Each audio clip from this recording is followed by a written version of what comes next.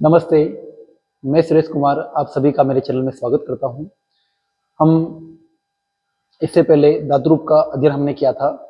आज हम इससे आगे की क्लास का अध्ययन करते हैं। तो पूर्व की जो कक्षा थी उसमें धातु रूप का हम अध्ययन कर रहे थे। उस दौरान मुझे एक कॉल आ गई थी, उस वजह से क्लास की रिकॉर्डिंग बीच में ही बंद हो गई। हालांकि मेरी क्लास चलती रही पर रिकॉर्डिंग जो है बीच में ही बंद हो गई और वो जो अध्याय है वो पूर्ण रूप से पूर्ण नहीं हो पाया।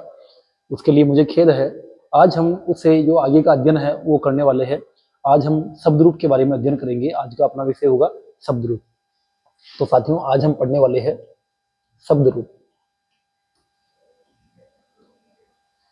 जिस प्रकार से हमने धातु रूप पढ़ा था, ठीक वैसे ही शब्द के भी रूप होते हैं। धातु के जैसे रूप है वैसे ही शब्द के भी रूप बनते हैं। कितने रूप बनेंगे, कैसे बनेंगे, किस प्रकार से उनको याद करेंगे, इत्यादि की हम चर्चा इस पे करेंगे। तो सबसे पहले तो ये देखते हैं आपके धातु के जिस प्रकार से 9 रूप बन रहे थे वैसे शब्द के कितने रूप बनते हैं। देखिए साथियों, शब्द में होती है कोई सा भी शब्द हो।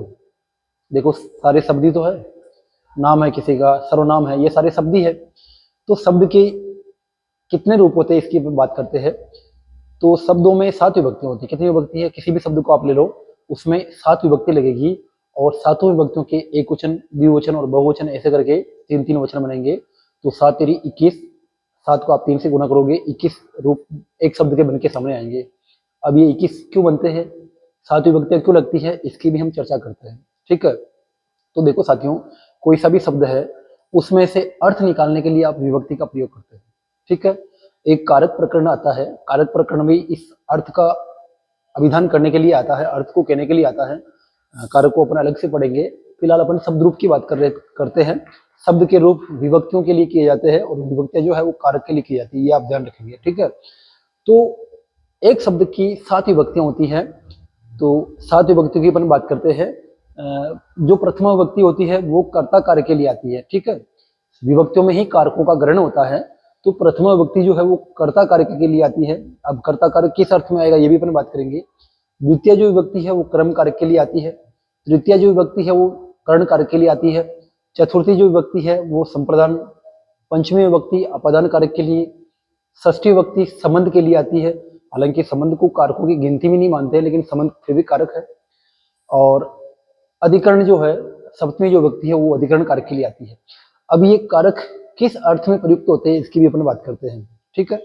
तो जो कर्ता कारक है जिसमें प्रथम विभक्ति आती है, कर्ता कारक ने इस अर्थ में आता है, किसी भी कार्य का जो काम करने वाला है उसका कारक कौन सा हो, उसका कर्ता। कोई भी कार्य कर रहा है वो कर्ता कहलाएगा, कार्य को करने वाला कर्ता कहलाता है। और किसी भी वाक्य में जो कर्ता है उसमें प्रथमा का आप प्रयोग करोगे। ठीक है। तो ये हो गया। और किसी भी कार्य का किसी भी क्रिया का जो कर्म है उसमें द्वितीय विभक्ति का आप प्रयोग करते हैं। ठीक है। ये सारी जो अपन ने बात की वो सभी वही चीजें हैं, पर इनका पहचान कैसे करेंगे ये भी एक तरीका है। ठीक है। तो पहचान के लिए देखो सिंपल सी एक बात है, एक आपने निश्चित रूप से पढ़ा होगा, कारकों के लिए आता है, कारकों के लिए आता है। जैसे कर्ता को किस प्रकार से पहचानोगे, तो कर्ता के कारक पहचानने के लिए चिन्ह आता है जिसको प्रसर्ग हम कहते हैं। कर्ता ने, कर्ता के साथ में ने का प्रयोग, जिस किसी शब्द के साथ में ने का प्रयोग हो रहा हो उसको हम कर्ता मान लेते हैं। ठीक है। लेकिन ध्यान देने वाली बात यह है कि ने हर जगह नहीं आता है। आप हर जगह ने को ढूंढने लग जाओ फिर तो आपको कर्ता मिले ही नहीं। क्यों? क्योंकि जो कर्ता के साथ में ने आता है ना वो भूतकाल के लिए आता है। जैसे जैसे एक वाक्य है, राम पढ़ता है। अब कर्ता को समझे आप, मैं क्या चीज कहना चाह रहा हूँ वो समझे आप। राम पढ़ता है, यहाँ पे पढ़ने का कार्य हो रहा है और पढ़ने वाला कौन है, कौन पढ़ता है, राम पढ़ता है। अब ये आपका जो कौन का उत्तर है वही आपका कर्ता है। कार्य जो हो रहा है, इस कार्य को जो करने वाला होता है उसको कर्ता कहते हैं। ठीक है। तो राम पढ़ रहा है, राम पढ़ता है, ऐसा वाक्य है। अब जो अपन ने याद कर रही है कर्ता ने आएगा उसको हम कर्ता मानेंगे, तो यहाँ तो ने तो आ ही नहीं रहा। ठीक है। तो ने कहीं आता भी है, नहीं भी आता है, कहाँ पर आएगा इसकी हम चर्चा कर रहे हैं। तो राम पढ़ता है, यहाँ आपका ने नहीं आया। राम पढ़ेगा, भविष्य काल की आपने क्रिया ली, पढ़ने का कार्य आपने भविष्य में लिया, तो यहाँ पे राम पढ़ेगा, यहाँ पे भी आपका ने नहीं आया। फिर राम ने पढ़ा, भूतकाल की जो क्रिया आप लेते हो वहां पे ने इस चिन्ह का प्रयोग होता है। ठीक है। तो अपन जैसे याद करते हैं कर्ता ने, तो वो ने आपको मिलेगा कर्ता के लिए, लेकिन वो ने आपको भूतकाल में ही मिलेगा, बाकी और काल में ने नहीं मिलता। इस बात का आप ध्यान रखेंगे। कर्म जो कारक है उसको पहचानने के लिए आप एक तरीका इस्तेमाल कर सकते हैं। कर्म के साथ में को लगता है, जैसे राम ने रावण को मारा, किसको मारा? रावण को मारा, तो रावण के साथ में को लगा हुआ है, तो अपन ने मान लिया कि ये कर्म है, रावण को द्वितीय विभक्ति लगाइए, कर्म में द्वितीय विभक्ति लगती है। ऐसे ही से या के द्वारा, से या के द्वारा जिस किसी में आता है उसको अपन कर्ण कारक मानते हैं। कर्ण कारक जो है वो साधन का बोध कराता है। कर्म जो है वो क्रिया के फल को, क्रिया का जिस पर फल पड़ता है उसको कर्म कहते हैं अपन है, ठीक है। तो से या के द्वारा जिस किसी में भी अपने से या के द्वारा का प्रयोग हो रहा होगा उसको अपन कर्ण मान लेंगे। जैसे मैं एक वाक्य बोलता हूँ कि मैं कलम से लिखता हूँ, मैं कलम से लिखता हूँ, मेरा जो लिखने का काम है उसमें कलम क्या है? सहायक है, कलम एक माध्यम है। तो या से या के द्वारा जहाँ कहीं साधन का बोध हो रहा हो वहां तृतीय विभक्ति का अपन प्रयोग करते हैं, कर्ण कारक होता है, और कर्ण कारक में तृतीय का अपन प्रयोग होते हैं, प्रयोग करते हैं, है ना। ये हो गया। तो मैं कलम से लिखता हूँ, तो कलम से यहाँ पे से जो है वो साधन का काम कर रहा है, क्रिया को करने में सहायक है, इसलिए इसमें कर्ण कारक हुआ, और कर्ण कारक में तृतीय विभक्ति का प्रयोग होता है, ठीक है। ऐसे ही संप्रदान कारक के लिए अर्थ में संप्रदान कारक आता है, ठीक है। तो जैसे मैं पढ़ने के लिए जाता हूँ, एक वाक्य है मैं पढ़ने के लिए जाता हूँ, तो यहाँ पे पढ़ने के लिए वाक्य जो आ गया ये आपको संप्रदान कारक का बोध करा रहा है। जहां कहीं भी के लिए आ जाए वो संप्रदान कारक है, और संप्रदान कारक में चतुर्थी का प्रयोग होता है, ठीक है। तो जैसे राम के लिए मोहन आया, मोहन के लिए राम गया, सीता के लिए राम ने युद्ध लड़ा। इस प्रकार के जो वाक्य है जिन जहां पर के लिए आ रहा है उसमें चतुर्थी विभक्ति का प्रयोग लगाओगे, क्योंकि संप्रदान कारक है, संप्रदान में चतुर्थी लगती है, ठीक है। के लिए संप्रदान के अर्थ में ही आता है। ऐसे ही अपदान से, देखो से आपके तृतीय में भी आया, से आपके पंचमी में भी आ रहा है, वहां से अलग था, मैं कलम से लिखता हूँ, वहां पे से साधन वाला काम करा था। यहाँ पे है मोहन पेड़ से गिरता है, राम पेड़ से गिरता है, वृक्ष से पत्ता गिरता है, वृक्ष से फल गिरता है, ये अलग हो रहे हैं। वृक्ष, ये वृक्ष है, वृक्ष से फल गिर रहा है, हिमालय से, ये हिमालय है, हिमालय से गंगा निकल रही है, ये अलग होने का काम हो रहा है। जैसे गांव से बाहर गया, ये सारे क्या है? अलग होने का काम हो रहा है। तो यहाँ जो से है वो अलग वाला है, और इसमें पंचमी विभक्ति आती है। ध्रुवम अपाई अपादान में एक सूत्र आता है कारकों में, उसके हिसाब से यहाँ पंचमी का प्रयोग होगा, ठीक है। फिर संबंध, जहाँ कहीं भी वाक्य में का के की आ रहा हो वो संबंध है। जैसे दशरथ के पुत्र राम आए, ठीक है। तो आए कौन? राम आए कि दशरथ आए?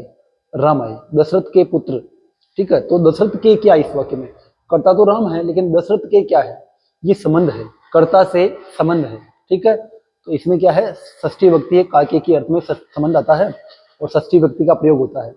ऐसे ही अंतिम जो कारक है वो अधिकरण कारक है, और मैं पे पर इस अर्थ में वो आता है। जैसे कक्षा में बालक है, अभी अपन कक्षा में है, तो कक्षा में अर्थ में अब मैं आ गया, इसलिए आपको इसको अधिकरण कारक मानोगे, और अधिकरण कारक में सप्तमी विभक्ति का प्रयोग होता है, ठीक है। ये एक मैंने सामान्य बात की। देखो, कारकों का अर्थ होता है, और उस अर्थ के लिए हम विभक्ति का प्रयोग करते हैं, और विभक्तियां होती है 7। कारक हालांकि 6 है, हालांकि 7 होते हैं, लेकिन गिनती में 6 ही है। संबंध को कारक मानते नहीं है, क्योंकि क्रिया से उसका साक्षात संबंध नहीं होता है। अन्य कारकों का क्रिया से साक्षात संबंध होता है, संबंध का साक्षात संबंध नहीं है। संबंध तो है, कनेक्शन तो है, लेकिन डायरेक्ट कनेक्शन नहीं है, इनडायरेक्ट कनेक्शन है, ठीक है। तो वो साक्षात संबंध को कारक कहते हैं। ये कारकों में हम अलग से पढ़ेंगे, फिलहाल हम शब्द रूप क्यों बनते हैं इस पे थोड़ा चर्चा कर रहे हैं, जरूरी है, ठीक है। तो साक्षात संबंध नहीं होने के कारण संबंध को कारकों की गिनती में नहीं गिनते हैं, लेकिन कारक 7 ही माने आप, ठीक है। तो ये 7 कारक है, तो इसलिए विभक्ति भी 7 हो गई, और इसलिए शब्दों की आपने 7 विभक्तियां बना दी। विशेष अर्थ में प्रयोग करने के लिए शब्दों की आपने 7 विभक्तियां बना दी। अब यह है कि हो सकता है वो जो मान लीजिए कर्ता है, कर्म है, कर्ण है, जो भी है, एक हो सकता है, एक, दो हो सकते हैं, 2 से ज्यादा हो सकते हैं। संस्कृत में वचन की बात करें, वचन यानी संख्या, तो 3 वचन है। एक वचन यानी कि एक के लिए आता है, द्विवचन 2 के लिए आता है, और 2 से ज्यादा हो उसके लिए बहुवचन का प्रयोग होता है। तो ये 7 विभक्तियां हैं, 7 विभक्तियों के लिए एक वचन, द्विवचन और बहुवचन बनेंगे, तो आपके 21 रूप हो जाएंगे, ठीक है। ये मैंने एक सामान्य चर्चा की है। अब अपन सीधे एक राम शब्द में ले लेता हूं, जो आपने बहुत पढ़ा होगा, उसकी हम चर्चा करते हैं, ठीक है, उससे हम समझते हैं। तो देखिए साथियों, ये आपका शब्द रूप हम पढ़ रहे हैं, और ये आपका राम शब्द है, ठीक है। राम शब्द के अपन रूप बना रहे हैं, राम शब्द रूप, ये ले लेते हैं। ठीक है, आप लोगों ने निश्चित रूप से पढ़ा होगा ये, मैं मानता हूँ। देखो, राम शब्द के रूप बनाते हैं, इसमें यहाँ देखते हैं अपन, राम है, रामाव, रामा, ये आपकी कौन सी है, प्रथमा विभक्ति। कौन सी विभक्ति साथियों, प्रथमा विभक्ति, प्रथमा विभक्ति। ठीक है, आगे देखो, रामम, रामाव, रामान, ये आपकी द्वितीय विभक्ति है। रामायण, रामाभ्याम, रामाई, ये आपकी तृतीय विभक्ति है। रामाय, रामाभ्याम, रामेभ्य है, ये आपकी चतुर्थी विभक्ति है।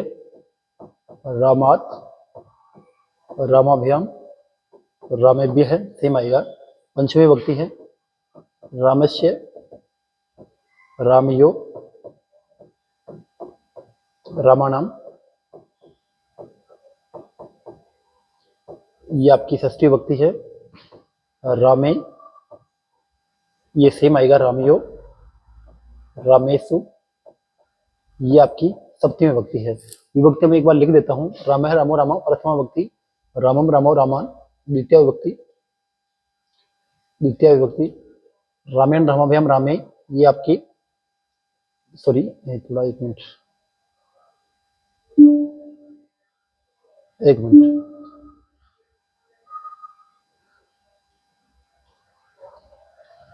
रामेण, रामाभ्याम, रामे तृतीय विभक्ति है। रामाय, रामाभ्याम, रामेभ्य है चतुर्थी विभक्ति, चतुर्थी। रामात, रामाभ्याम, रामेभ्य है पंचमी विभक्ति। रामस्य, रामयो, रामाणाम षष्ठी विभक्ति। और रामे, रामयो, रामेशु, ये आपकी सप्तमी विभक्ति है। हालांकि एक संबोधन करके एक विभक्ति और होती है, लेकिन उसका कारकों में अंतर्भाव हो जाता है। किसी को अपन संबोधित करते हैं, आवाज लगाते हैं, तो उसमें संबोधन का प्रयोग होता है, वो एक ये आपका जो प्रथमा उसी से संबोधन बन जाता है। ये भी हम कारकों में देखेंगे। फिलहाल आप शब्दों के जो 7 रूप है उनकी हम चर्चा करते हैं। तो ये देखो, राम शब्द के 7 रूप बन गए हैं, 7 विभक्तियां बन गई है, और उनकी देखो, ये तो है विभक्तियां, और ये इनके वचन है। जैसे ये आपका देखो, ये एक वचन, एक वचन, वचन का अर्थ संख्या, ये आपका द्विवचन, और ये आपका है बहुवचन। ठीक है, ये थोड़ा आप ध्यान दीजिए। तो ये 7 तो विभक्तियां होगी आपकी, और उनके 3-3 वचन करके आपके 21 रूप बन गए हैं। एक ही शब्द का 21 रूप बन गया। राम का अर्थ राम ही हुआ, लेकिन यहाँ पे अलग अलग प्रसंग में इसका अलग अलग रूप बन रहा है, ये आप ध्यान देंगे। तो कोई सा भी शब्द हो, उसके हम इतने सारे रूप बनाएंगे, चाहे वो सर्वनाम शब्द हो, चाहे संज्ञा शब्द हो, कैसा भी नाम हो, उसके हम 21 रूप हम बनाते हैं। जैसा अपने को अर्थ लेना होता है, उसी के अनुसार उसका रूप बनाते हैं अपन। ठीक है, एक बार अपन देख लेते हैं। ये तो आपकी थी विभक्ति, ठीक है, विभक्ति थी। अब इस ये जो विभक्ति है, ये किस अर्थ में आती है, इनका अपन एक बार देखो। आप देखो, ये जो आपकी प्रथमा विभक्ति, ये किस अर्थ में आती है, प्रथमा विभक्ति किस कारक में आती है, तो ये आपको पता है कि कर्ता कारक। कौन सा कारक, प्रथमा विभक्ति जो है वो कर्ता कारक में आती है। कारक कौन सा है प्रथमा में, कर्ता कारक है।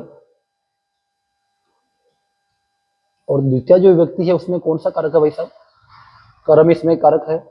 तृतीय में करण कारक है। चतुर्थी में संप्रदान कारक है। पंचमी में अपादान कारक है। षष्ठी में संबंध कारक है। जो आपकी सप्तमी है उसमें अधिकरण कारक है। अब ये कारक किस अर्थ में आते हैं उसकी भी हम बात करते हैं। देखो, कारक के जो अर्थ होते हैं उनको कहते हैं परसर्ग। क्या कहते हैं, परसर्ग। तो जो कर्ता कारक आपका है वो किस अर्थ में आता है, कर्ता ने।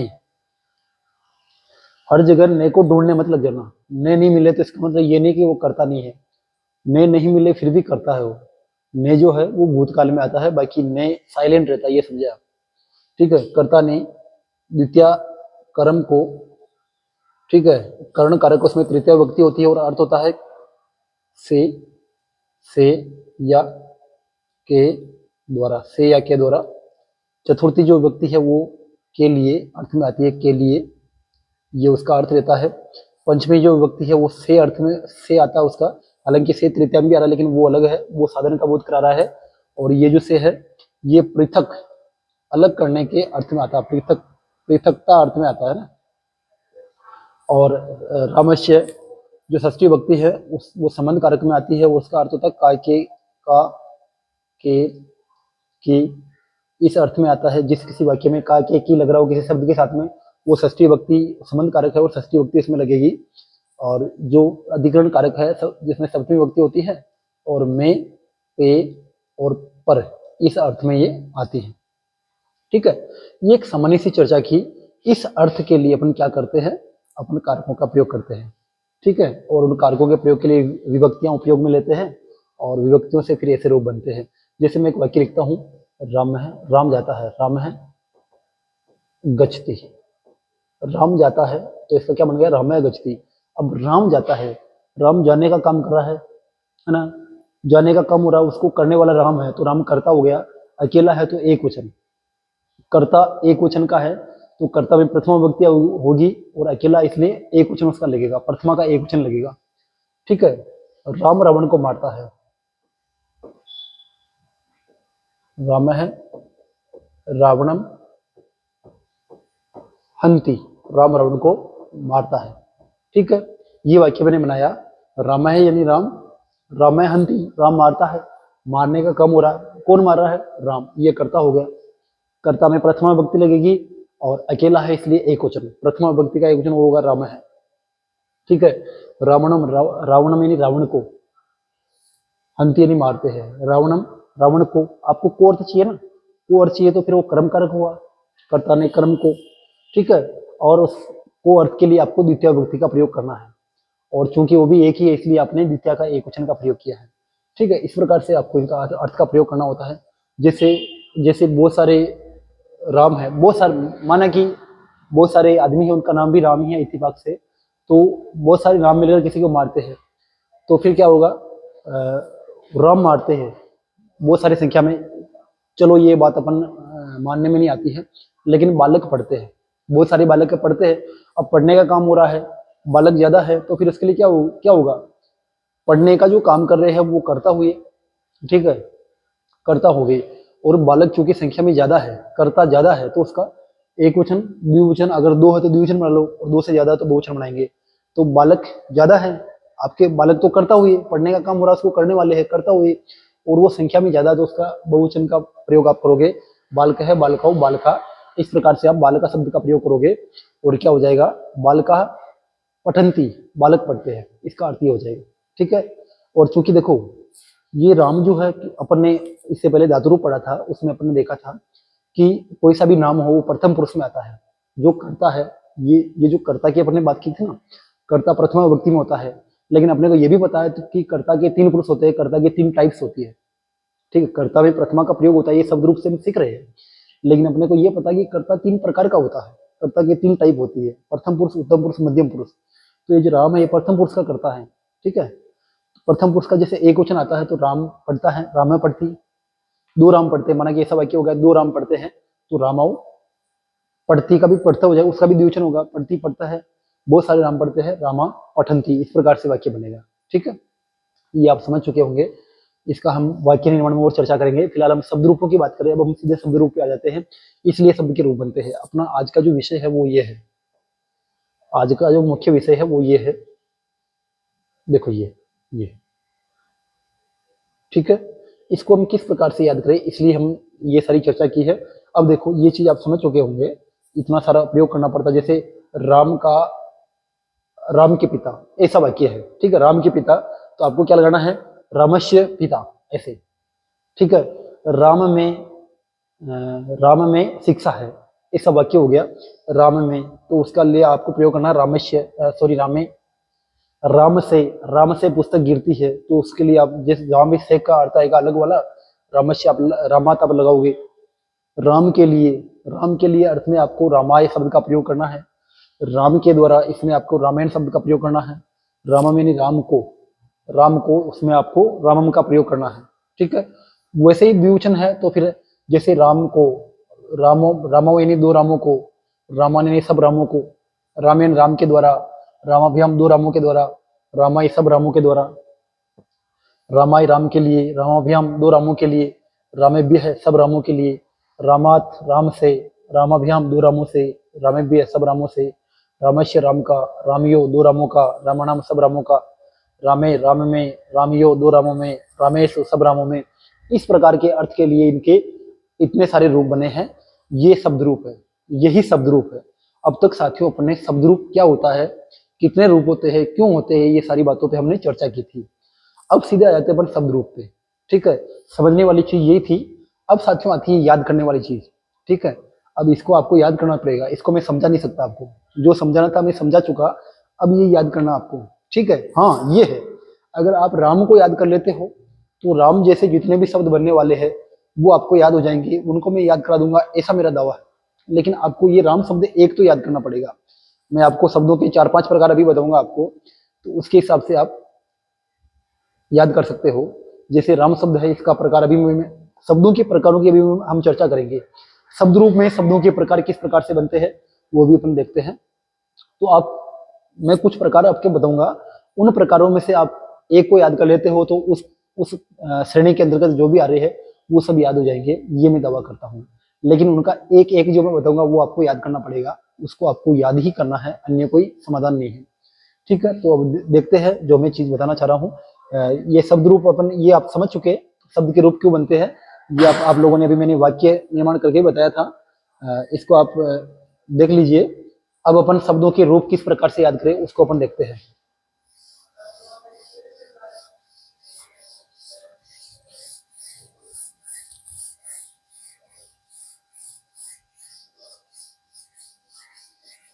देखो,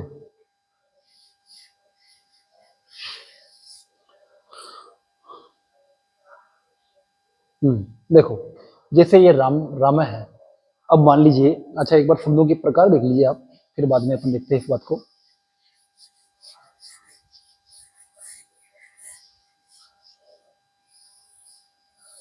देखो, जैसे मान लीजिए शब्दों के प्रकार कैसे निकालते हैं उसको अपन देखते हैं।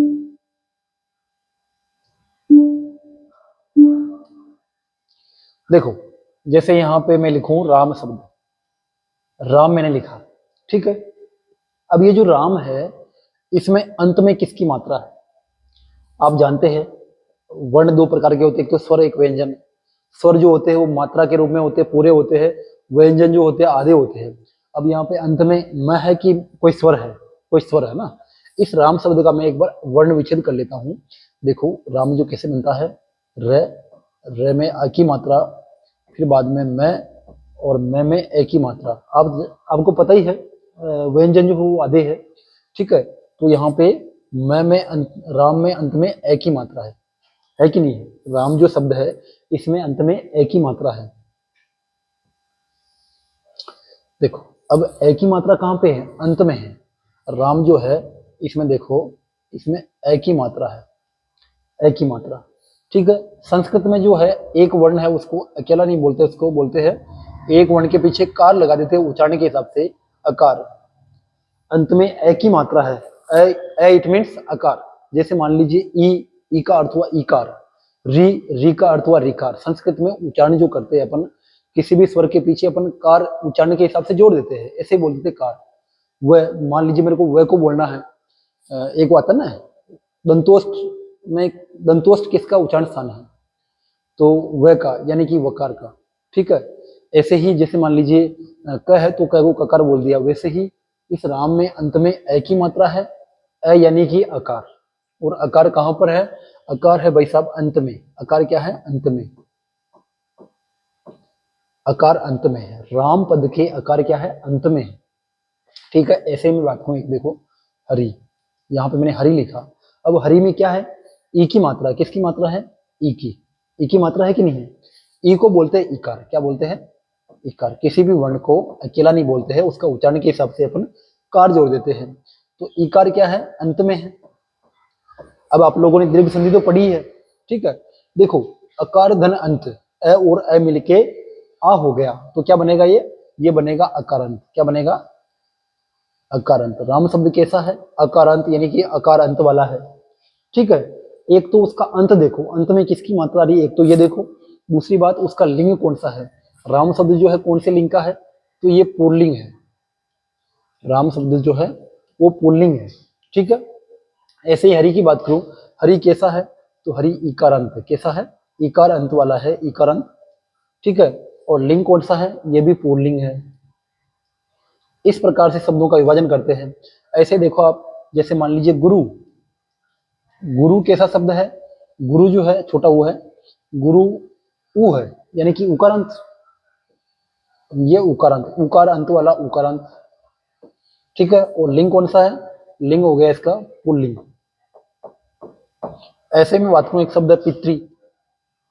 पितृ, पितृ का मतलब पितृ शब्द है ना। पितृ यानी पिता, संस्कृत में ऐसा लिखा जाता है। तो इसमें किसकी मात्रा है भाई साहब? री की मात्रा। किसकी मात्रा है? री की। और आपको पता है री कि कोई सा भी स्वर हो, वर्ण हो, व्यंजन हो, उसको अपन अकेला नहीं लिखते, उसके पीछे कार लगाते हैं। रिकार क्या है? अंत में, री अंत में, यानी कि रिकार, रिकारांत है। और लिंग कौन सा है? पुल्लिंग है। ये शब्दों की पहचान हुई। ऐसे ही मान लीजिए शब्द रमा। अब रमा कैसा शब्द है? आई की मात्रा है, तो इसको कहेंगे आप आकारांत। क्या कहेंगे? आकारांत, आकारांत वाला आकारांत। और लिंग कौन सा है? स्त्रीलिंग। कौन सा लिंग है? स्त्रीलिंग। ठीक है, ऐसे देख लीजिए आप, जैसे मान लीजिए नदी। नदी, अब ये नदी कैसा शब्द है? दीर्घ इकारांत है, बड़ी आ रही है, इकारांत, इकार, दीर्घ इकार अंत वाला है, और स्त्रीलिंग है। ऐसे ही एक शब्द ले लीजिए वधु। वधु कैसा शब्द है? वधु कैसा है? तो दीर्घ ऊ है, बड़ी ऊ, बड़ी ऊ है, उकारांत, और स्त्रीलिंग है। ठीक है, इस प्रकार से शब्दों के भेद बनते हैं, शब्दों के इस प्रकार से विभाजन होते हैं। तो अब अपन बात करते हैं, देखो आपका राम जो शब्द है वो क्या है? उसमें ए की मात्रा अंत में है, यानी कि अकारांत और पुल्लिंग है। ऐसे में आपसे पूछूं, यहां लिख देता हूं बालक। ये बालक शब्द कैसा है? बताइए, बालक शब्द कैसा है? बालक के अंत में किसकी मात्रा है? ए की, है ना। तो ए यानी अकार अंत वाला है, अकार अंत वाला है, अकारांत। और लिंग कौन सा है? पुल्लिंग। तो मुझे बताइए, ये बालक और राम शब्द एक जैसे हुए कि नहीं हुए? इसके अंत में भी है, इसके अंत में भी है, ये भी पुल्लिंग, ये भी पुल्लिंग। ठीक है, तो अपन कह सकते हैं कि राम शब्द जैसा है वैसा ही बालक शब्द भी है। शब्द रूप में आपको दो चीजें देखनी है, एक तो अंत में क्या है, एक लिंग कौन सा है। ठीक है, तो इस बालक में अंत में ए है और लिंग पुल्लिंग है। ऐसे ही देख लीजिए आप, अध्यापक, अकरंत पुल्लिंग। और मुझे अकरंत पुल्लिंग शब्दों के आप नाम बताओ, आप बताओ। जैसे मान लीजिए एक शब्द दिनेश। दिनेश में अंत में ए है और पुल्लिंग है। जितने भी सारे आदमी के जो नाम आते हैं वो लगभग अकरंत पुल्लिंग में ही आते हैं। हालांकि इकरंत भी आते, जैसे हरि है, रवि है ना, ये भी आते हैं। लेकिन अधिकतर जो प्रयोग होता है वो अकरंत पुल्लिंग शब्दों का ही प्रयोग होता है। यही नाम अपने को ज्यादातर मिलते हैं। तो ये जो शब्द हुए, छात्र ले लो आप, छात्र। ठीक है, बाल है, बाल, हाँ बालक बाल एक ही चीज है। तो ये सारे जो शब्द है, ये सारे शब्द कैसे है? अकरंत पुल्लिंग है। अब ये सारे जो शब्द है ये आपके राम जैसे चलेंगे। किसके जैसे? राम के जैसे चलेंगे। जैसा राम के शब्द रूप बन रहे हैं वैसे ही आप इनके भी शब्द रूप बना सकते हैं। अब देखो आप राम शब्द को कैसे याद करें, थोड़ा सा इसका तरीका समझते हैं। हालांकि इसको याद करना है, अगर आपको राम शब्द याद है तो आप इनको कर सकते हैं, फिर भी थोड़ा सा अपन तरीका समझते हैं। जैसे राम शब्द को आपने कैसे याद किया, किस प्रकार से याद करोगे, तो आपको थोड़ा इसको याद करें या समझे, कैसे भी करें। जैसे राम शब्द है तो इसमें आपने क्या किया, राम जो शब्द है उसके पीछे आपने क्या किया, विसर्ग लगा दिया। ठीक है, प्रथमा विभक्ति का एक वचन बनाने के लिए। द्विवचन कैसे बनाओगे, इसमें आपने औ की मात्रा लगा दी। बहुवचन कैसे बनाओगे, आ की मात्रा लगा के पीछे विसर्ग लगा दिया। ऐसे ही आप द्वितीय विभक्ति का एक वचन कैसे बनाओगे। द्वितीय विभक्ति का एक वचन बहुत सरल है, चाहे कोई सा भी शब्द हो उसके पीछे आप हलंत में लगा दीजिए। क्या लगा दीजिए? हलंत में लगा दीजिए, वो द्वितीय का बहुवचन बन गया। तो यहाँ देखो आपका ये ऐसा मैं लगा दो, ऐसा मैं तो लगाओ, देखो हलंत में आप लगा देते हो, द्वितीय का एक वचन बन गया। ऐसे ही आपका जो रामाऊ, ये जो है ये प्रथमा और द्वितीय का एक जैसे ही देखो, ये एक जैसा ही है। सभी शब्द रूपों में प्रथमा और द्वितीय का द्विवचन एक जैसा ही आएगा। ये आपके, अब ये आपको याद है तो ये भी आपको याद हो गया। ये थोड़ा याद करने की ट्रिक समझ ले इसको। इसमें आपने क्या किया, इसमें आपने आ की मात्रा और न पीछे लगा दिया, आन लगा दिया पीछे। इसमें आपने क्या किया, इसमें आपने एन ऐसा लगा दिया, एन पीछे एक ही मात्रा और न ऐसा लगा दिया आपने, एन। हालांकि यहाँ पे आप बोलोगे यहाँ पे न नहीं है, पर एक नियम है संस्कृत में।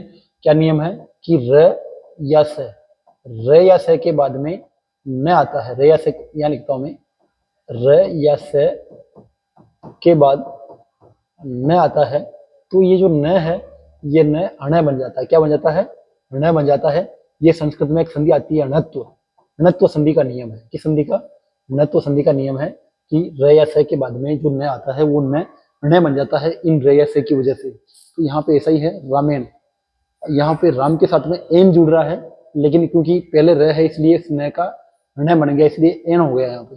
ठीक है, ऐसे ही रामाभ्याम। देखो ये पद आसान है। ये जो तृतीया का द्विवचन है उसमें क्या करोगे आप, अभ्याम जोड़ दो। आप क्या जोड़ दो, अभ्याम। ये आपका तृतीया का द्विवचन रूप बन गया। और तृतीया का बहुवचन बनाने के लिए आपने क्या किया, आई, आई की मात्रा लगा दी, पीछे विसर्ग लगा दिया। ये आपका तृतीया का बहुवचन बन गया। ऐसे ही बात करते हैं अपन चतुर्थी का जो एकवचन वो कैसे बनाओगे, यहाँ पे जोड़ दो आप आई, आई ऐसा लिख दो। आप किसी भी शब्द के पीछे आई जोड़ दो। अकारांत पुल्लिंग की बात कर रहा हूँ तो वहां पे आपके चतुर्थी का एकवचन बन जाता है। अपन शब्द रूप को कैसे याद करें, अपनी भाषा में कैसे याद रखें, वो तरीका अपन सीख रहे हैं। हालांकि अपन रूप सिद्धि एक अलग प्रकरण है, वो नहीं पढ़ रहे अपन, क्योंकि आप लोगों के संस्कृत रही नहीं होगी, रीट के वृत्तों के ध्यान में रख के अपन कर रहे हैं। तो इनको कैसे याद करें वो तरीका अपन सीख रहे हैं। तो यहाँ पे जो चतुर्थी का द्विवचन है वो अभ्याम बनेगा। ध्यान दे, तृतीया, चतुर्थी और पंचमी इनका द्विवचन है वो एक जैसा ही बनता है, कोई सा भी शब्द हो। ये भी एक याद करने की तरीका हो गया। अगर आपको ये याद है तो ये दोनों भी आपको याद हो गए। तो यहाँ पे अभ्यम आएगा। और ये भी ध्यान देवे यहाँ पे, ये जो चतुर्थी का बहुवचन कैसे बनाओगे, एभ्य, पीछे एभ्य लगा दो। ऐसे अक्रांत पुल्लिंग शब्दों के पीछे एभ्य लगा दो तो चतुर्थी और पंचमी का बहुवचन रूप बन गया। ऐसे देखते रामात, रामात कैसे बनेगा, पीछे आत जोड़ दो, किसी भी शब्द के पीछे आत जोड़ दो, वो रामात हो गया। ठीक है, ये हलंत है। और आप आपको पता ही है पंचमी का जो द्विवचन होगा वो क्या होगा, वो भी सेम ही होगा। तृतीया, चतुर्थी और पंचमी का द्विवचन एक जैसा ही होता है। और पंचमी का जो बहुवचन है वो भी आपके चतुर्थी के बहुवचन जैसा ही होगा। तो आपको अगर ये वाला रूप याद है तो ये भी आपको याद है, ये समझे। ठीक है, फिर बात करते हैं षष्ठी का एकवचन रूप कैसे बनेगा। तो देखो इसमें आपने क्या किया, इसमें राम के पीछे आपने श जोड़ दिया, राम के पीछे क्या जोड़ दिया, श जोड़ दिया, तो रामस्य बन गया। ऐसे और शब्द आप लोगे तो उसका बना दोगे। यहाँ पे आपने क्या किया, राम शब्द के पीछे यू जोड़ दिया। क्या जोड़ दिया, यू। राम शब्द के पीछे आपने यू जोड़ दिया तो आपका रामयो बन गया। ऐसे ही यहाँ देखो, राम शब्द के पीछे आपने आनाम जोड़ दिया, राम आनाम, तो बन गया रामानाम। ठीक है, और न का अण हो गया, ये अपन ने अभी देखा था, तो ये पद हो गया आपका। यहाँ पे आपने क्या किया, राम शब्द के पीछे आपने ए जोड़ दिया, रामे बन गया। यहाँ पे ये देखो, षष्ठी और सप्तमी का जो द्विवचन है वो सेम होता है। ये भी याद करने का तरीका हो गया है, अगर आपको ये याद है तो ये भी याद है। ठीक है, अब सप्तमी का जो बहुवचन है उसमें क्या है, रामेशु। अब यहाँ पे राम में आपने एसु जोड़ दिया तो बन गया रामेशु। इस प्रकार से राम शब्द को अपने समझा, किस प्रकार से याद करेंगे, ये आपको जैसे भी याद हो जाएंगे, लेकिन अन्य आपको याद करने की जरूरत नहीं है। आप राम शब्द को याद कर लो, इसका मतलब ये हो गया कि आपको अकरंत पुल्लिंग के सारे शब्द रूप याद हो गए। अकरंत पुल्लिंग को आपने याद कर लिया, राम शब्द को आप याद कर लो, अकरंत पुल्लिंग को आपने याद कर लिया। ऐसे आप हरि को याद कर लीजिए, आपको इकारंत पुल्लिंग के शब्द रूप याद हो जाएंगे। ऐसे आप गुरु को याद कर लीजिए, आपको उकारंत पुल्लिंग के सारे शब्द रूप याद हो जाएंगे। ऐसे आप पितर को याद कर लीजिए, आपको रिकारंत पुल्लिंग के सारे शब्द रूप याद हो जाएंगे। रमा को याद कर लीजिए, आपको अकारंत स्त्रीलिंग के शब्द रूप याद हो जाएंगे। नदी को याद कर लीजिए, आपको इकारंत स्त्रीलिंग के रूप याद हो जाएंगे। वधु को याद कर लीजिए, आपको उकारांत स्त्रीलिंग के रूप याद हो जाएंगे। ये सारे तरीके हैं, इनसे अपन याद कर सकते हैं। ठीक है, कैसे, अब अपन देखो राम की जगह कोई और शब्द लेके देखते हैं अपन। जैसे मान लीजिए शब्द है बालक। अब बालक आपको याद नहीं, लेकिन इसके रूप बनाने हैं। बहुत आसान साथियों, बहुत आसान है। आपको राम शब्द याद है, एक बार ये देख लीजिए, राम शब्द आपको याद है कि नहीं है। राम आपको याद है, फिर आपको बालक बनाना है, तो आप आराम से कर सकते हो।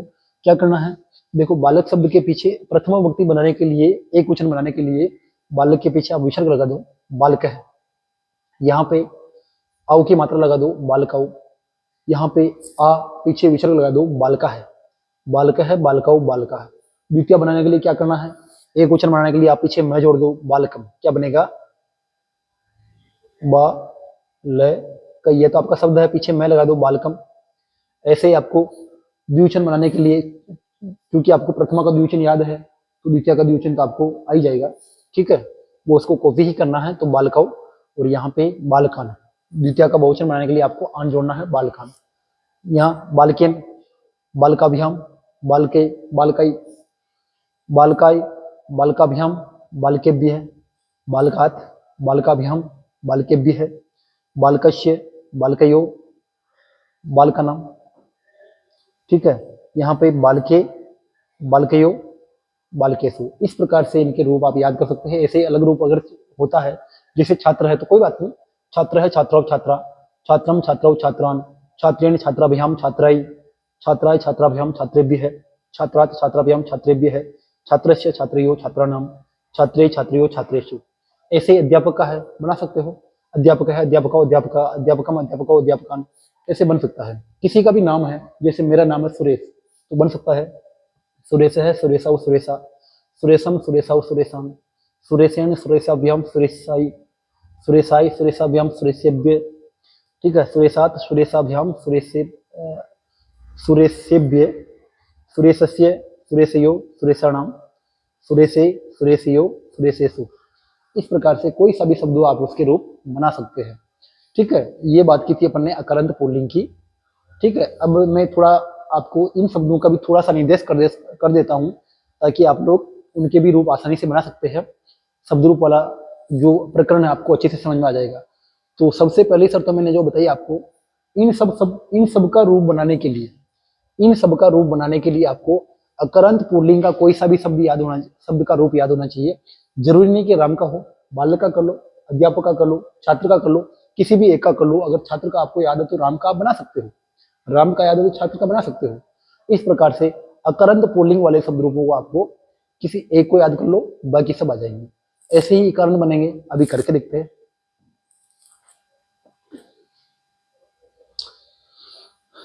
चलिए, ये तो था आपका कौन सा, राम शब्द अकरंत पुल्लिंग। अब इकारांत का बनाते हैं, ये आप समझ चुके होंगे। इसको मिटा देता हूं एक बार, इसी के साथ में लिखता हूं, तो क्योंकि कुछ चीजें तो आपको यहाँ इसके जैसी आगे इकारांत में मिल जाएगी, ठीक है।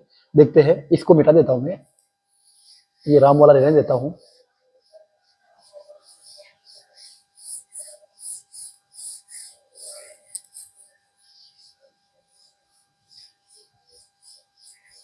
देखो, तो अपने बात की जैसे राम शब्द है, राम आपका अकरंत पुल्लिंग है। ऐसे ही आप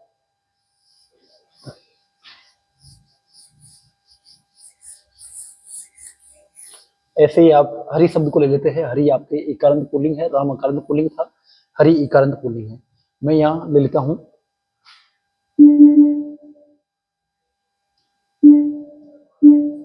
देखो मैं यहाँ ले लेता हूं, एक मिनट, हरि, हरि लिया मैंने। हरि क्या है, इकारांत पुल्लिंग, इकारांत पुल्लिंग हरि है ना, ठीक है। अब हरि शब्द के रूप बनाते हैं। हरि शब्द के कैसे रूप बनते हैं देखते हैं। तो हरि शब्द की जो प्रथमा विभक्ति है वो बनेगी हरि, क्योंकि पुल्लिंग है, विसर्ग लगेगा हरि। द्वितीय विभक्ति बनाने के लिए क्या करना पड़ेगा, देखिए, जिस किसी भी शब्द में ई की मात्रा आ रही, लघु लघु ई की मात्रा आ रही है, उसका द्विवचन बनाने के लिए उसका दीर्घ रूप कर दो। जैसे हरि है, हरि में छोटी ई की मात्रा है, तो इसका द्विवचन बनाने के लिए बड़ी कर दो, हरि हरि। बहुवचन क्या बनेगा, हरि यह है, क्या बनेगा, हरि यह है। फिर इसका द्वितीय विभक्ति क्या बनेगी, तो मैंने जैसे आपको बताया था, कोई सा भी शब्द हो उसका द्विवचन बनाने के लिए पीछे मैं लगा दो, हलंत में। तो जैसे यहाँ द्विवचन बनाना आपको, तो बनेगा हरिम, द्विवचन बनेगा इसका हरि। कोई सा भी शब्द रूप हो उसका प्रथमा और द्वितीय का द्विवचन एक जैसा ही होता है, ध्यान देंगे आप। और जो आपको बहुवचन बनना द्वितीय का, तो कैसे बनेगा, देखो वहां पे बालक में आपने क्या करा था, क्या कर रहे थे, वहां पे ए की मात्रा थी, तो ए का आपने आ कर दिया, मतलब दीर्घ करना, मात्रा का आपको दीर्घ करना है, पीछे न लगाना है।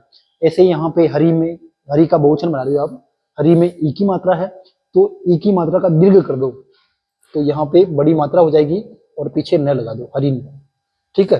ये आप ध्यान देंगे, ऐसे रूप बनते हैं, ठीक है। फिर आपको तृतीया बनानी है। तृतीया को कैसे करोगे, तो आपको हरि, हरि के पीछे और ना पद जोड़ना, हरिना।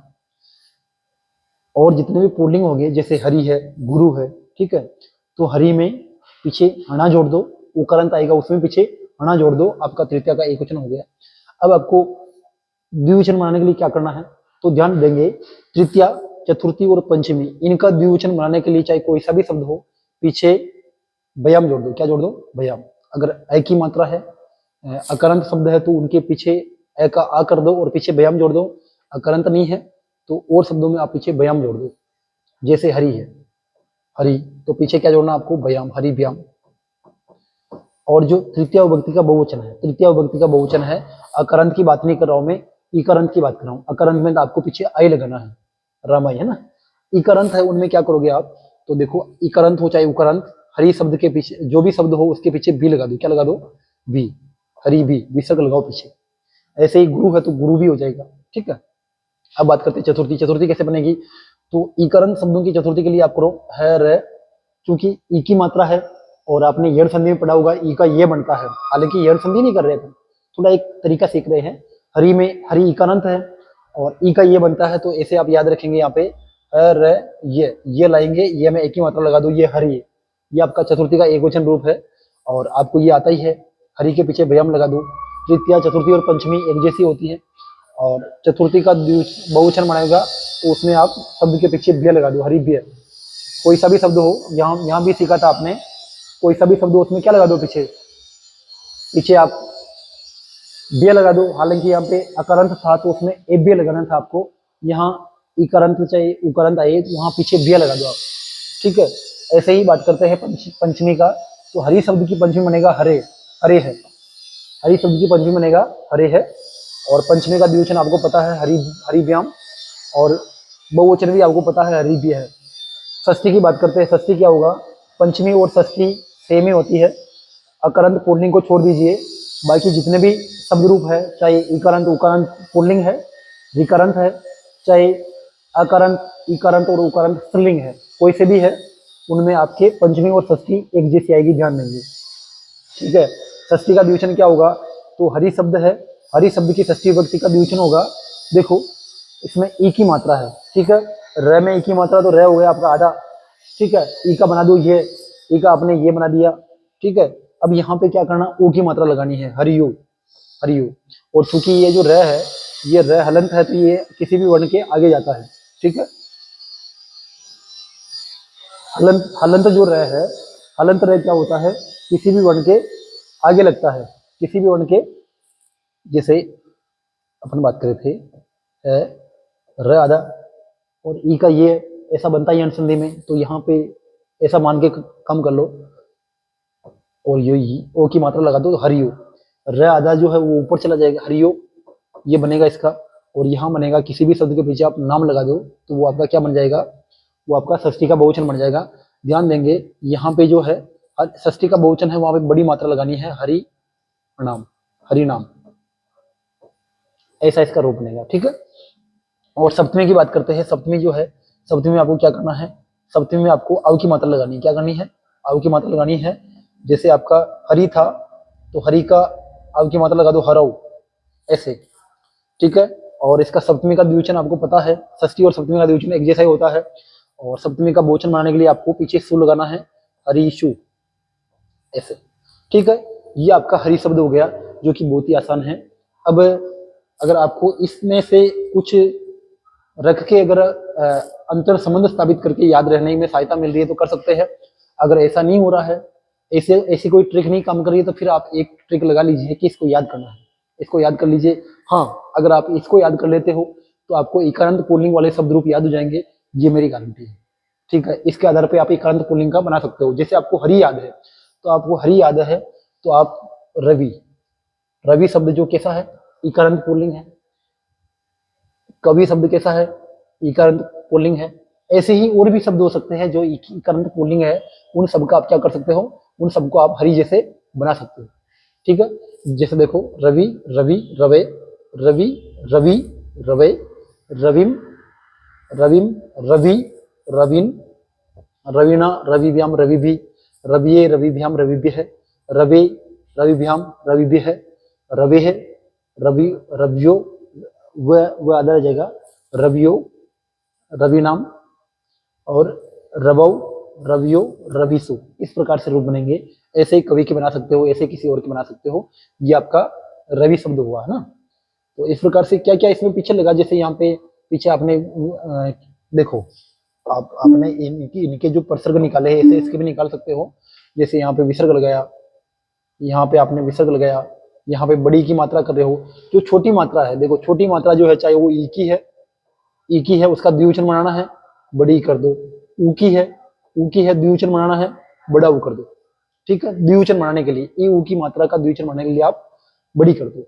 अब अगर बड़ी है तो उसका कुछ और करना पड़ेगा, वो बताऊंगा मैं आपको। ऐसे ही देखो, हरी, हरी का आपने बहुवचन बनाया, उसका आपने हरिये, ई की मात्रा का आपने ये बना दिया और पीछे विसर्ग लगा दिया। ऐसे बनता है बहुवचन। हरी, किसी भी शब्द का आप अगर सॉरी, आप ऐसा रूप बनाते हो, क्या बोलते हो उसको, द्वितीय एक वचन रूप बनाते हो तो पीछे मैं लगा दो। ठीक है, और ये आपका सेम ही होता है, प्रथमा और द्वितीय। और हरिम, किसी भी शब्द का आपको अगर द्वितीय बहुवचन बनाना हो तो उसकी मात्रा को दीर्घ कर दो और पीछे न लगा दो। ये हुआ, अपन पुल्लिंग शब्दों की बात कर रहे हैं। ऐसे ही हरिणा, हरि में आप पीछे णा जोड़ दो, व्यायाम जोड़ दो, बहुवचन हो जाएगा, तृतीय का द्विवचन हो जाएगा। और इकारांत उकारांत में भी जोड़ दो, आपका तृतीय का बहुवचन हो जाएगा। ऐसे ही हरिये, ये आपका चतुर्थी। ऐसे ही रविये, कविये।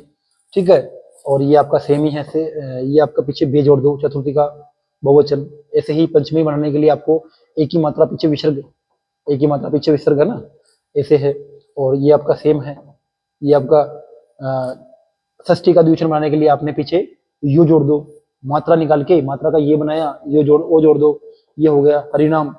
हरव, अव की मात्रा लगा दो सप्तमी का द्विवचन बनाने के लिए, और ये आपका रूप हो गया। इस प्रकार से आप आराम से बना सकते हैं।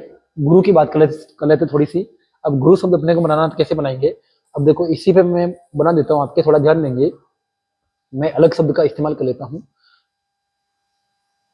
देखो, आपका शब्द है गुरु, गुरु है, और कैसा है, उकारंत है। कैसा है,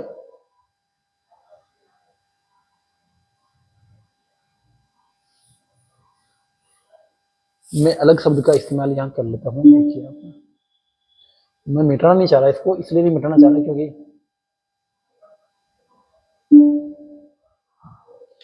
इसलिए नहीं मिटाना चाह रहा क्योंकि आप जो है ना, थोड़ा इसमें अंतर समझ लो, किस प्रकार से अपन हरि शब्द और गुरु शब्द में कितना का अंतर है वो अपन समझ आए।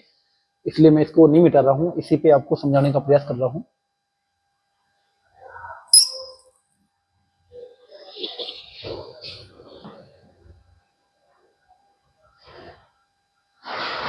नहीं मिट रहा, चलो कोई नहीं, मैं ब्लैक पेन का इस्तेमाल करता हूँ, आप समझ आना।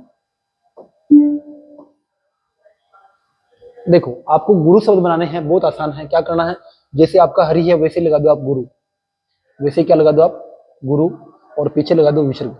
ये आपका गुरु बन गया। अब आपको इसका द्विवचन बनाना है, बहुत आसान है।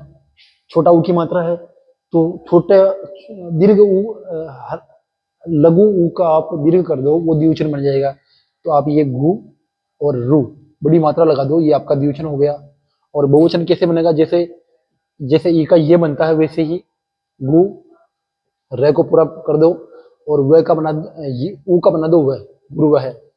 जैसे हरिया बन रहा वैसे ही गुरु है। ये बहुत आसान है। पीछे मैं लगा दो गुरुम, सॉरी यहाँ पे लघु ही आएगा गुरुम। फिर ये आपका द्विवचन तो सेम ही होता है। फिर यहाँ पे क्या करेंगे, यहाँ पे आप देखो गु, बड़ी मात्रा, और न गुरुन। फिर ये गुरु के पीछे णा जोड़ दो, गुरुना। ये हरि की जगह गुरु कर दो, गुरुभ्याम। बहुत आसान है।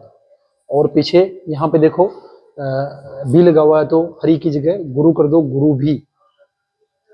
कुछ भी अंतर नहीं, हरि और गुरु में ज्यादा अंतर नहीं है। यहाँ पे देखो हरि ये बन रहा है क्योंकि देखो ई की मात्रा थी, हरि में ई की मात्रा, तो ई का ये बनता है वैसे ही ऊ का वे बनता है। ऐसे कर दो आप, गु रे में से मात्रा निकाल दो, उसको अलग कर दो, और जैसे ऊ का व बनता है तो यहाँ पे व हो गया, और उसमें एक ही मात्रा लगा दो। वहां पे आपने ई का ये बना दिया, एक ही मात्रा लगा दी। ऐसे यहाँ पे ऊ का व बना दो और एक ही मात्रा लगा दो। फिर देखो आप, ये आपका गुरुभ्याम सेम हो जाएगा।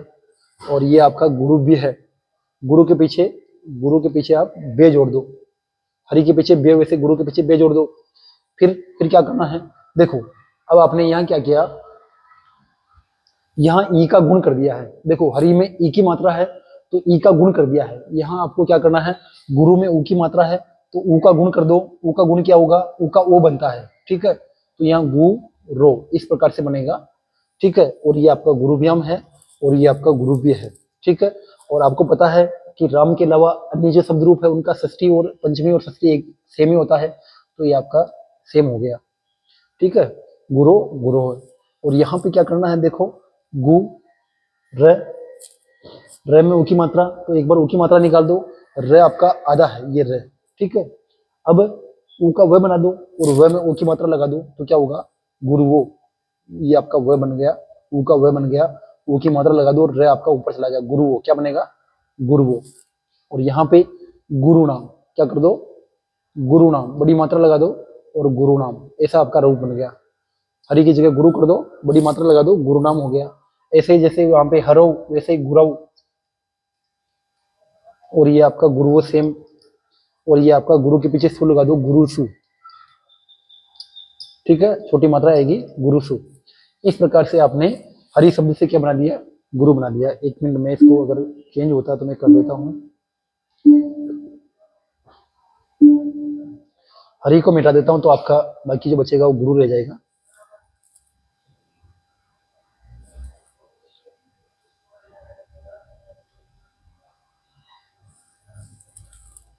ये देखो ये आपका गुरु शब्द रह गया, तो इसमें क्या है, अपने हरि की जगह अपने गुरु शब्द बना दिया। कैसे बनाया अभी आपने देखा है, ठीक है। साथियों बहुत ही आसान है, शब्द रूप अपन बना सकते हैं। थोड़ा आपको याद करना है, कुछ चीजें आप याद करोगे, बाकी और चीजें आपको समझने वाली है तो आप समझ सकते हो आसानी से।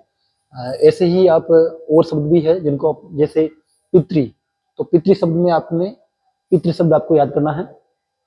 पितृ को याद करिए, वो बहुत आसान है। पितरम पिता, पितरो पित्र है ना, बहुत आसान है। आप एक बार देखोगे तो आ जाएगा, तो उसको देखना है एक बार। अगर आपको पितृ याद होगा तो मातृ भी आपको याद हो जाएगा, ठीक है। अभी थोड़ा समय कम, ज्यादा क्लास लंबी अपन कर नहीं सकते। अब मैं आपको एक रूप और बता देता हूँ, रमा शब्द जो कि स्त्रीलिंग है उसको और बता देता हूँ। और नपुंसक लिंग का भी एक शब्द अपन देख लेते हैं ताकि उससे अपन और शब्दों का बना सके। तो मैं आपको रमा बनाता हूँ सीधा, गुरु को हटा के मैं यहाँ पे रमा शब्द लाता हूँ।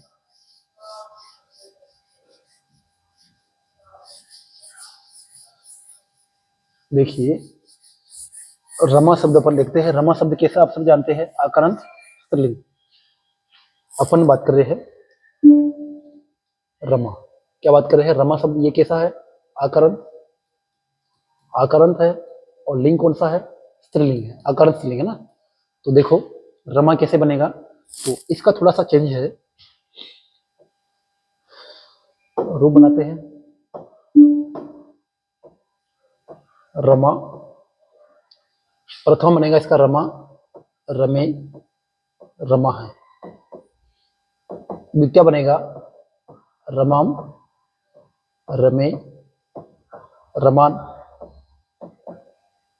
ठीक है। ये तो सेम होता है, देखो ये सेम ही है, ठीक है। तृतीय बनेगा इसका रमिया, रमैया। चतुर्थ तृतीय का द्विवचन बनेगा, बहुत सरल हो तो किसी भी बना सकते हो आप, रमाभ्याम। और जो इसका बहुवचन बनेगा, जो कि हरि का गुरु का बन रहा था वैसे ही, गुरु भी हरि भी वैसे ही, रमा भी, ठीक है। अब इसका चतुर्थी बनाते हैं, क्या होगा, रमा ये। चतुर्थी द्विवचन समान होगा, चतुर्थी बहुवचन रमा के पीछे बे जोड़ दो, जो समय आप जोड़ रहे थे रमा बे है, ठीक है। अब इसमें पंचमी बनाते हैं, पंचमी क्या होगा, रमा या, ध्यान देंगे रमा या। राम और रमा का आप अंतर भी समझ लीजिए, ये आपका द्विवचन सेम होगा, ये आपका बहुवचन भी सेम होगा। अब इसका आपको पता है कि राम शब्द के अलावा जो भी शब्द रूप है उनके लगभग पंचमी और षष्ठी सेम आते हैं, तो यहाँ ये समान हो जाएगा। जो पंचमी में है वही षष्ठी का एक वचन बन जाएगा, तो यहाँ हो जाएगा रमाया। और अब इसका षष्ठी का द्विवचन बनेगा रमयो, रमयो, रमयो। जैसे रामयो है वैसे ही रमयो, पीछे यो लगाना है। और इसका बहुवचन क्या बनेगा, रमानाम, रमानाम, नय का अणय हो गया। ऐसे ही सप्तमी क्या बनेगी इसकी, रमायाम, द्विवचन क्या होगा? रमियो। और बहुवचन क्या होगा? रमासु। राम में आप षटकोण वाला से लगा रहे थे, जो मूर्धन्य से लगा रहे थे, यहाँ पे आप दंत्य से लगाओगे, थोड़ा ध्यान देंगे। तो ये आपका रमा शब्द हो गया। अब इनके आप जो पीछे जो प्रत्यय लग रहे हैं उनको याद करके अन्य अकरंत जो स्त्रीलिंग शब्द है उनका भी आप निर्माण कर सकते हो। देखो राम आकरंत है, वैसे यहाँ देखिए आप लता आकरंत है, गीता आकरंत है, सीता आकरंत है। जैसे पुल्लिंग के अधिकतर शब्द अकरंत पुल्लिंग में प्रयुक्त होते हैं। आदमियों के जितने भी नाम हैं अकरंत पुल्लिंग में आते हैं लगभग। वैसे ही स्त्रियों के जितने भी शब्द है, स्त्रीलिंग के जितने भी शब्द है वो आकरंत स्त्रीलिंग में आते हैं। अधिकतर ये होता है, हालांकि और भी मात्राएं लगती है, इकरंत भी होता है, उकरंत भी होता है, लेकिन वो कम होता है। आकरंत ज्यादा होते हैं, जैसे कि पुल्लिंग में अकरंत ज्यादा होते हैं, इस प्रकार से।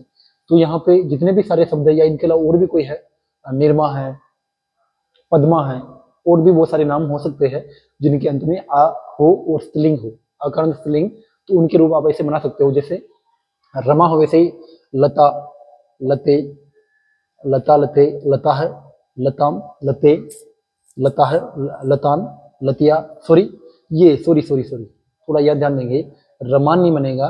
जो स्त्रीलिंग शब्द है, स्त्रीलिंग शब्दों के पीछे जो है वो आप न नहीं लगाओगे, यहाँ पीछे आपको विसर्गी लगाना, थोड़ा ये ध्यान देंगे आप, थोड़ी त्रुटि हुई है, इस पे आप ध्यान देंगे। रमाम रमे रमा है, लताम लते लता है, गीताम गीते गीता है, सीताम सीते सीता है, गीतिया गीताभ्याम गीता भी, सीतिया सीताभ्याम सीता भी, रमाए सीताए गीताए, आई की मात्रा गीताई गीताए, गीताभ्याम गीता भी है, गीताया गीताभ्याम गीता भी है, गीताया गीतियो गीतानाम, गीतायाम गीतियो गीतासु, सीतायाम सीतियो सीतासु। इस प्रकार से इनके रूप बनेंगे, जो कि बहुत ही आसान है। आप एक बार इसका अभ्यास करिए, बहुत सरल है। एक और रूप में आपको अंतिम बता देता हूं। एक नपुंसक लिंग का रूप भी अपन ले लेते हैं, वो होगा फल शब्द। फल शब्द अपन ले लेते हैं, नपुंसक लिंग का रूप है। देखिए अब अपन एक ले लेते हैं फल शब्द। क्या ले लेते हैं? फल शब्द।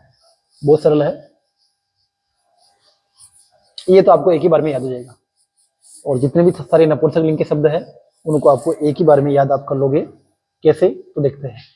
जैसे शब्द है फल शब्द, फल शब्द जो कि कैसा है? नपुंसक लिंग है, नपुंसक लिंग है, ठीक है। तो इसके रूप कैसे बनेंगे? देखो नपुंसक लिंग शब्दों के लिए आपको कोई भी दिमाग में लोड नहीं लेना है। नपुंसक लिंग जो शब्द है वो प्रथमा विभक्ति और द्वितीय विभक्ति उसकी एक जैसे आती है, एक जैसे उसके रूप बनते हैं। और तृतीय विभक्ति से लेके सप्तमी विभक्ति तक, अंत तक राम जैसे आपको बनाने हैं, इसलिए मैं राम शब्द को मिटा नहीं रहा हूं, ठीक है। जो फल शब्द है इसका प्रथमा विभक्ति क्वेश्चन क्या बनेगा? फलम। नपुंसक लिंग के पीछे शब्द ऐसे बनते हैं ना, फलम, इसको अपन ऐसे करते हैं फलम शब्द है ना, फलम। तो फलम, फले, फलानी, द्वितीय भी ऐसा ही बनेगा, फलम, फले, फलानी। तृतीय कैसा बनेगा? तो आप मैंने जैसा कि बताया है अकरंत पुल्लिंग का जैसे ही बनता है। नपुंसक लिंग जो शब्द है उनका प्रथमा और द्वितीय ही भिन्न होता है, बाकी तृतीय से लेकर सप्तमी तक अकरंत पुल्लिंग जैसे ही उनके रूप चलते हैं, ठीक है। तो उनका प्रथमा और द्वितीय ही आपको अलग रखना, और दोनों ही एक जैसे बनते हैं। फिर इसका क्या बनेगा?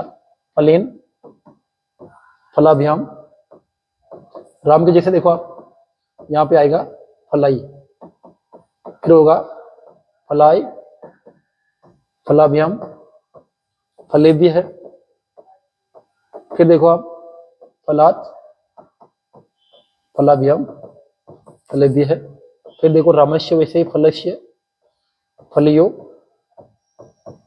फलानाम, रामानाम वैसे फलानाम, फिर फले रामे फले, फलियो, फलेसु, रामेशु, फलेसु। देखो कितनी समानताएं हैं, बिल्कुल वैसा का वैसा ही है, केवल आपको ये रूप अलग करना है। अब जैसे कि आपको नपुंसक लिंग शब्द है वैसे ही फल है, वैसे ही पुस्तक है, पुस्तक। तो पुस्तक का बनेगा पुस्तकम, पुस्तकम पुस्तके पुस्तकानि पुस्तकम पुस्तके पुस्तकानि पुस्तकेन पुस्तकाय पुस्तकात पुस्तकस्य पुस्तकयो। मुख्य रूप से अगर मैं कहूँ तो आपको यही याद करना पड़ता है, यही याद करना पड़ता है। बाकी इसमें देखो ये दोनों एक जैसे आ रहे हैं, ये तीनों एक जैसे आते हैं, चाहे कोई सा भी शब्द हो पीछे भैया आपको जोड़ना होता है, ये दोनों भी एक जैसे आते हैं। और इसमें भी ज्यादा कुछ खास नहीं, ये थोड़ा चेंज होता है। बाकी यहाँ पे देखो ये फिर एक जैसे, फिर ये आपके। तो मुख्य रूप से आपके जो कोई सा भी शब्द रूप हो उसके जो